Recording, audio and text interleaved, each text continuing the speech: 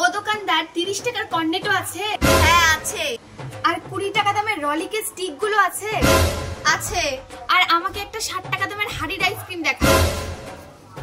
এই নে। এটা নিব না, এমনি শুনলাম আছে কিনা। তুমি আমাকে রলিকের একটা ডাব মালাই দাও। ও এনে। এটার তো অনেক দাম, তুমি আমাকে একটা 50 টাকার কর্নেটো দাও। এনে। ও এটাও তোমার দোকানে আছে? আমি ভাবলাম নেই, তাই জিজ্ঞেস করলাম। তুমি আমাকে একটা বাটি আইসক্রিম দাও। ও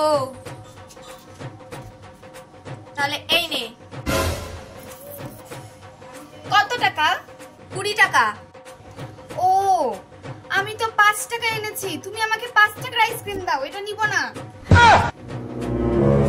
তুই আগেই বল 5 টাকার আইসক্রিম নিবি, তখন থেকে শুধু 40 টাকার আইসক্রিম দেখাও, 50 টাকার আইসক্রিম দেখাও, 10 টাকার আইসক্রিম দেখাও, 20 টাকার আইসক্রিম দেখাও। বড় লোকে ভাব খালি নাকি?